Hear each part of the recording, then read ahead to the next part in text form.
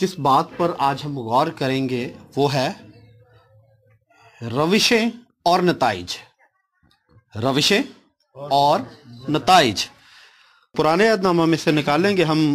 حجی کا صحیفہ ہے، اس کا پہلا باب، اس کی 5ویں آیت سے ہم دیکھیں گے. پرانے عہد نامہ میں حجی نبی کا صحیفہ جو خداوند نے حجی کی معرفت قلم بند کروایا، اور اس کا پہلا باب ہے اور 5ویں آیت سے دیکھیں گے ہم. بغور سنیے آپ ان باتوں کو، خداوند کے کلام میں لکھا ہے. اور اب رب الفواج یوں فرماتا ہے کہ تم اپنی روش پر غور کرو. تم نے بہت سا بویا پر تھوڑا کاٹا. تم کھاتے ہو پر آسودہ نہیں ہوتے. تم پیتے ہو پر پیاس نہیں بجھتی. تم کپڑے پہنتے ہو پر گرم نہیں ہوتے. اور مزدور اپنی مزدوری سوراخدار تھیلی میں جمع کرتا ہے. رب الفواج یوں فرماتا ہے کہ اپنی روش پر غور کرو.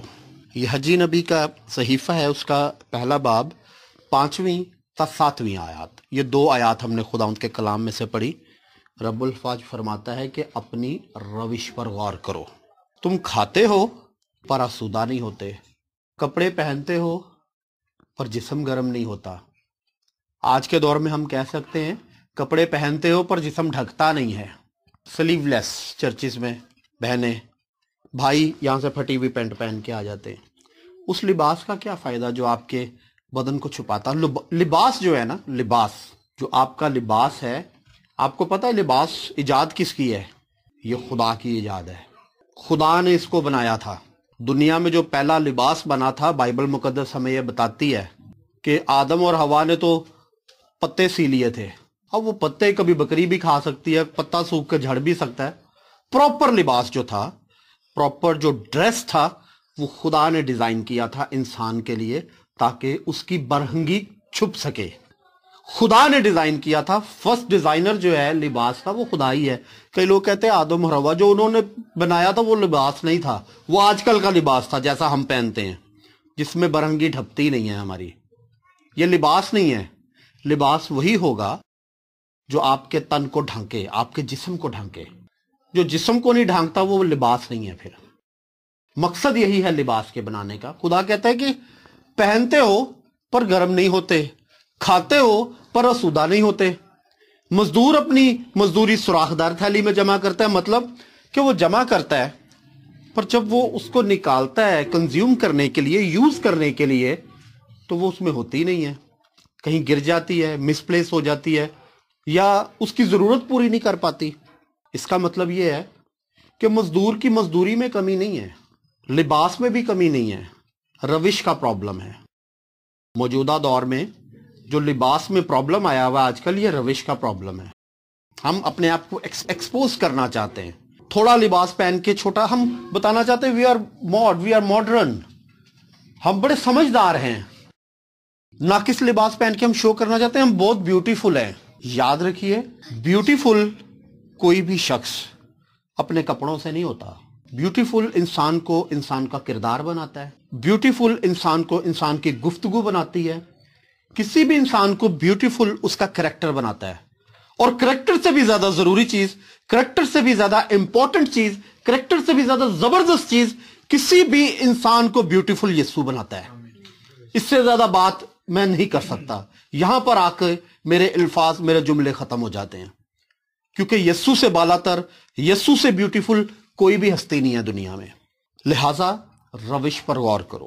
روش کا مطلب ہے عادت، ایٹیچیوڈ، رویہ، چال ڈھال، رفتار گفتار، عادت، طور طریقہ، ڈھنگ. یہ سب میننگ ہے روش کے. طور طریقہ خراب ہو گیا، ڈھنگ خراب ہو گیا. اس نے کہا کہ اس پہ غور کرو، اس پہ غور کرنے کی ضرورت ہے. فی زمانہ یہ نہایت ضروری ہے کہ ہم اپنی روش پر غور کریں. روشیں جو ہے نا، ایکچولی روشیں ہوتی ہیں 3 طرح کی. جو رویے ہوتے ہیں، روشیں ہوتی ہیں، وہ 3 طرح کی ہوتی ہیں. اچھی روشیں، بری روشیں، نیگیٹو اینڈ پازیٹیو. ایک اور تیسری قسم بھی ہوتی ہے، نیگیٹو اینڈ پازیٹیو کمبائن، مثبت اور منفی کمبائن. نیگیٹو بھی ایک پراپر ہے، کلیئر ہو جاتا ہے کہ یار یہ شخص منفی انسان ہے، نیگیٹو ایٹیچیوڈ ہے. یہ شخص مثبت انسان ہے، اس کا مثبت کردار ہے، مثبت گفتگو ہے اس کی، مثبت रख रखाव है इसका, लेकिन एक और जो सबसे खतरनाक है वो नेगेटिव भी होता है, पॉजिटिव भी होता है। ना वो इंसान को इधर का छोड़ता है ना उधर का छोड़ता है, ना वो अपने आप को इधर का रहने देता है ना उधर का रहने देता है। मैं एग्जांपल देता हूँ आपको। एक चंद बरस पहले एक फैमिली से मेरी मुलाकात हुई, एक बेटा है उनका, और जब उनसे मेरी बात हुई बड़ा स्पिरिचुअल लोग लगे, गुफ्तगू मेरी चलती रही। भाई सब दुआ करें हमारी फैमिली के लिए, हमारे बच्चों के लिए। दुआ की गई, कुछ देर मजीद सिलसिला चलता रहा। तो उस घर की जो खातून थी उन्होंने अपनी बेटी को कहा, उन्होंने कहा वो बाबा जी के पास जाके जो वो हदिया तूने देना था वो दे आई है। मैंने जब उनकी गुफ्तगू सुनी मैंने कहा बाबा जी की इधर मुझे कह रहे पादरी साहब दुआ करें, उधर बाबा जी को भी एक हदिया पहुंचाना था। मैंने उनसे पूछ लिया, आखिर रहा नहीं गया। सोच सोच के मैंने कहा ये बाबा जी के हदिये की क्या स्टोरी, मुझे भी थोड़ा सा बताइए, ये क्या लॉजिक है। जी भाई साहब ये जो हमारा बेटा है ना ये हमें बाबा जी ने दिया है। जी बेटा बाबा जी ने कैसे दिया है? बोले बाबा जी का बेटा है। नहीं जी नहीं, फादर तो इसके यही है लेकिन दिया बाबा जी ने। बाबा जी दी दुकान है बेटे वंडन दी, भला बाबा जी के बेटा दे सकते ने? हाउ इट्स पॉसिबल कि बाबा जी बेटा दे? वो ऐसा है कि हम उनके पास गए थे तो उन्होंने, हमारे पास बेटा नहीं होता था, उन्होंने दुआ की हमारे लिए तो खुदा ने हमें बेटा दे दिया। मैंने कहा एक तरफ आप कहते हैं बाबा जी ने दिया, अब कह रहे हैं खुदा ने दिया, मुझे समझ नहीं आ रही, ये दोहरा रवैया है। अब वो बेटा उन्होंने लिया बाबा जी से। हर साल एक खास मौसम खास वक्त में जाके बाबा जी को हदिया भी प्रेजेंट किया जाता है उस बेटे के लिए। उधर से पाई साहब को भी कहा जाता है कि पाई साहब हमारे बेटे के लिए भी दुआ करें। उसके बाद वक्त गुजरते गुजरते बेटा बड़ा होना शुरू हो गया। वो बेटा अपनी जिंदगी में एक नाकाम तरीन बेटा है। अब तक कभी मैंने नहीं कभी सुना आज तक कि किसी को गुजरते हुए बंदर काट गया। उसको कभी बंदर काट जाता है। हैरानी की बात है कि वो जो मदारी गलियों में फिरते हैं, वो बंदर तो उनके टेम होते हैं, सिखाए हुए सुधाए हुए बंदर होते हैं, वो काट गया उसको। मैंने यार ये कैसे हो सकता है? कभी उसको कुत्ता पड़ जाता है, कभी उसका पांव साइकिल की चेन में आ जाता है, कभी उसकी मोटरसाइकिल का एक्सीडेंट हो जाता है। अब तक पता नहीं कितनी नौकरियां कर चुका है। एक जगह पे काम करता है, छोड़ता है, दूसरी जगह चला जाता है, दूसरी जगह से निकलता है, तीसरी पे चला जाता है। कई महीने बेरोजगार भी, शराब भी वो पीना शुरू हो गया, नशे में मुलव्विस हो गया, एक फ्लॉप इंसान। उसमें उस बेटे का कसूर नहीं है, रविश पेरेंट्स की ठीक नहीं है, प्राइस बेटे को पे करनी पड़ रही है। वो बाबा जी के पास भी जा रहे हैं, वो इधर भी आ रहे हैं। ये बेटा बाबा जी मनो मिट्टी के नीचे पड़े हुए हैं और पता नहीं अब उसके अंदर बाबा जी हैं भी कि नहीं है। बाबा जी बेटा दे रहे हैं हमें, बाबा जी बेटा नहीं दे सकते, बाबा जी औलाद नहीं दे सकते, ना बेटी दे सकते ना बेटा दे सकते। बाइबल में लिखा है कि पेट का फल मेरी तरफ से मेरा है। ये आसमानों का खुदा देता है, ये बहरो बर का खालिक देता है। बाबा जी को तो पता नहीं, वो बेचारे चाहे खुद बे औलाद मर गए हों, बाबा जी कैसे दुआ कर सकते हैं? दुआ तो जिंदा लोग करते हैं।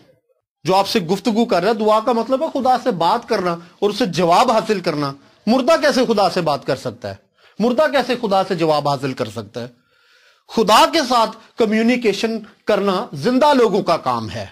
ये अलाइव लोग करते हैं, जो जिंदा लोग होते हैं वो खुदा से गुफ्तगू करते हैं, वो खुदा के हुजूर दुआ करते हैं, तब खुदा उस दुआ को सुनता है, जवाब देता है। बेटा देता है या बेटी देता है, जॉब देता है, बहाल करता है, घर देता है, जरूरियात पूरी करता है, आसमान को खोलता है, अपने फजल को कायम करता है। नॉट पॉसिबल कि कब्र में पड़ा हुआ बाबा बेटा दे दे, ये नहीं हो सकता। ये दोहरा रवैया है, डुअल स्टैंडर्ड। याकूब के खत में लिखा है कि जो शक करने वाला है वो समुंदर की लहर की मानिद है, पता नहीं मिलेगा कि नहीं मिलेगा। कलाम में लिखा है कि ऐसा शख्स उम्मीद ना करे कि वो खुदा से कुछ पा लेगा। दोहरा रवैया, डबल स्टैंडर्ड से खुदा को नफरत है। खुदावंद को ये डुअल स्टैंडर्ड पसंद नहीं है। इस रवैये से निकलें।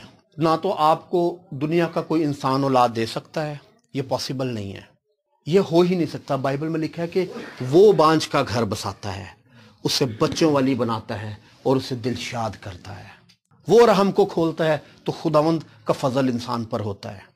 खुदा मेहरबान है, खुदा पुरफजल है, उसकी कुदरत से इंसान जमीन पर आता है। एक और रवैया है, एक और रवैया, वो भी मैं आपको बताता चलूं।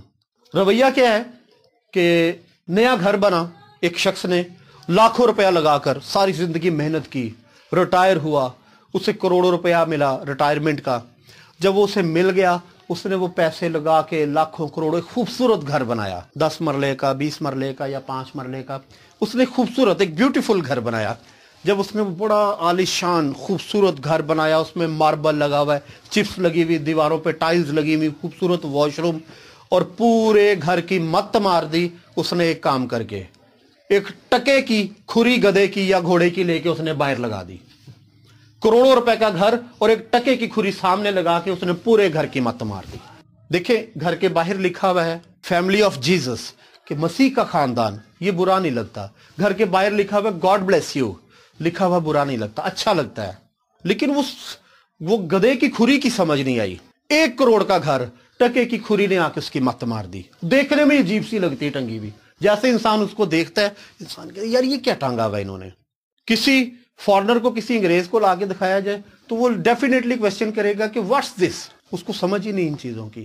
پوچھا گیا جناب یہ کیوں آپ نے ٹانگی ہوئی ہے, یہ گدھے کا یا گھوڑے کا کھر کیوں ٹانگا ہوا ہے؟ مجھے اس سے نظر نہیں لگتی گھر کو. ایک انتہائی ناقص, ایک نہایت فضول, ایک نہایت ہی منفی رویہ, ایک انتہائی بری روش.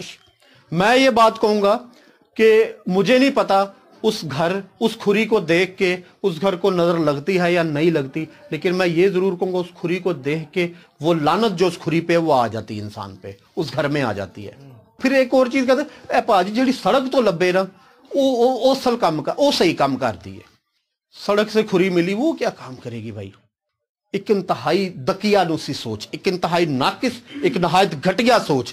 بنی اسرائیل جب مصر میں تھے, بائبل مقدس ہمیں بتاتی کہ خدا نے وہاں پہ وبا بھیجی, مصریوں کے پلوٹھے مرنا شروع ہو گئے تھے, انسانوں کے بھی اور جانوروں کے بھی. جس گھوڑے کے پاؤں میں, مصر میں گھوڑے کم تھے کیا, یا گدھے کم تھے, کھچر کم تھے؟ ان کے پیروں میں کھریاں لگی ہوئی ہیں. ڈیفینیٹلی کوئی نہ کوئی پلوٹھا گھوڑا بھی وہاں پہ ہوگا. اس کے تو چاروں پیروں میں کھریاں لگی, وہ کیوں مر گیا؟ وبا نے اس کو کیوں مار دیا؟ ڈیفینیٹلی کوئی پلوٹھا گدھا بھی ہوگا وہاں پہ, اس کے بھی کھری لگی ہوئی پاؤں میں, وہ بھی مر گیا. مصر میں بیش بھاگ گھوڑے ہیں, بیش بھاگ کھچر ہیں. مصریوں کے گھروں میں گھوڑے اور کھچر ہیں, مصریوں کے پلوٹھے مر رہے ہیں. بائبل مقدس میں لکھا ہے کہ اسرائیلیوں کی بکری کا بچہ بھی نہیں مرا. اس کی کیا وجہ تھی؟ اس کی ایک ہی ریزن تھی, صرف ایک ریزن اس کے پیچھے ہے.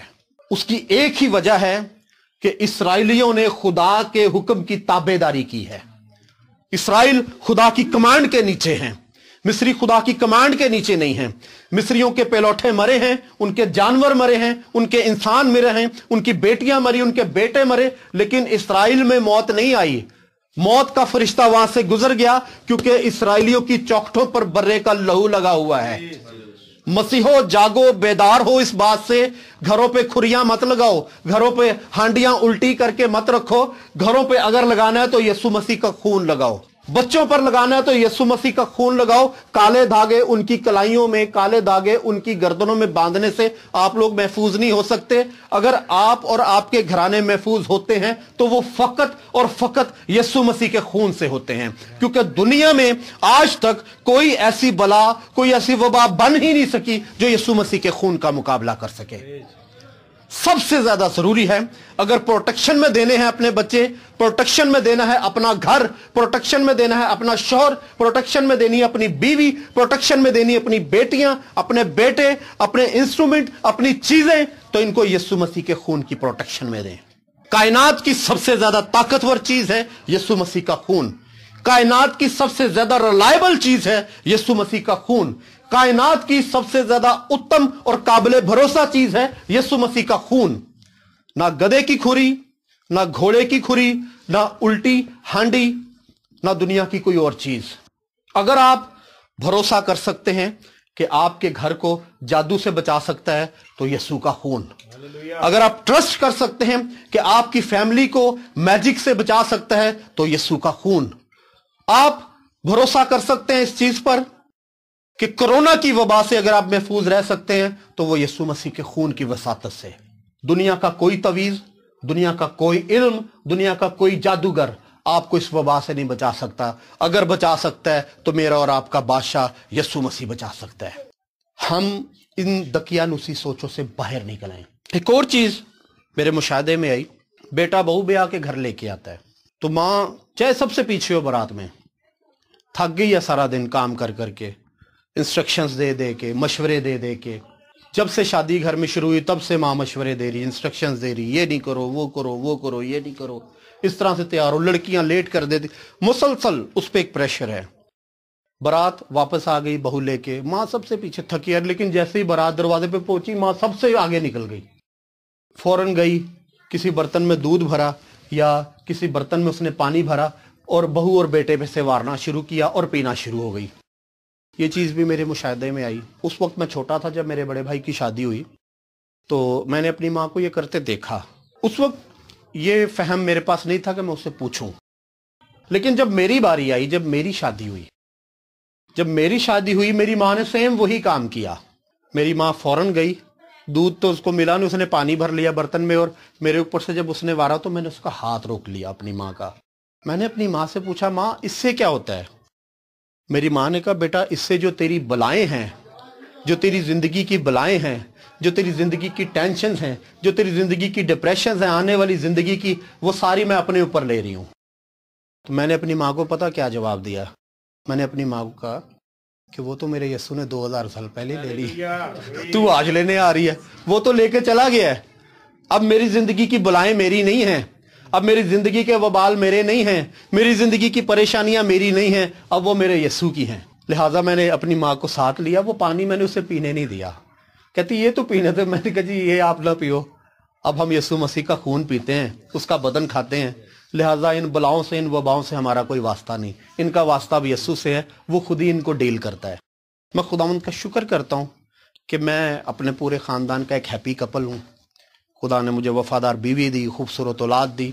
इन सारी बातों के लिए लाइफ में सम टाइम नेगेटिव सर्कमस्टांसेस भी आए, मनफी हालात भी आए, और लाइफ में मुस्बत हालात भी आए, लेकिन इन सारी सिचुएशन में खुदा ने मेरी बीवी को मेरे साथ वफादार रखा। मैं इस बात के लिए खुदा का शुक्र करता हूँ, इस वफादारी के लिए और इस वफादार बीवी के लिए।